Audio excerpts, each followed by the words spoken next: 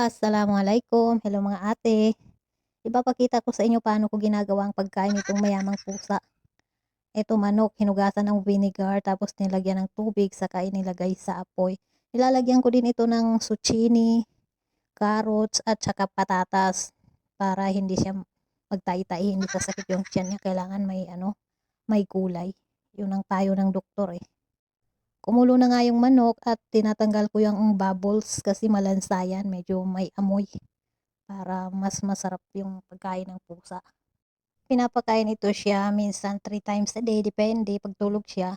Pagising minsan 4 times a day at saka hindi lang din ito ang kinakain niya, pinapakain din ng isda, pag prito, pag meron kami, pinapainom din ng gatas. Parang ano na rin 'tong pusa, parang pusang kalye. Kumakain din ng mincemeat tapos kumakain din ng karneng kambing. Ayaw lang niya sa kamil, medyo maarte din. At saka minsan kumakain din siya ng yogurt. Minsan nga pinapakain ko pa ng ice cream, macaroni, gano'n. Pinapatikman lang. Bawal daw kasi sa kanyang matamis. Pinapakain din ng dry foods, yung pagkain ng pusa. Pero once a week lang kasi masama daw sa tiyan niya. Tapos dati pinapakain ng mga tuna, kaya lang hindi niya hiyang. Pusang mayaman talaga 'to, masyadong sosyal.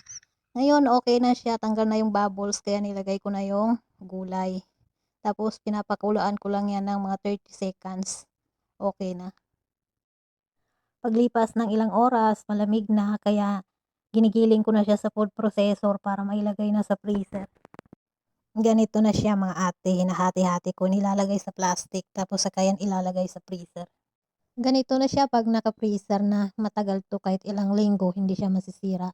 Tapos 'pag pinapakain ko tinitimbang, kailangan 60 grams lang para maubos niya. Ayan, naghihintay na siya sa pagkain niya, oh, gutom na. Tapos papainitin lang sa microwave ng 1 minute and 30 seconds. Tuda! Habibi Tuda!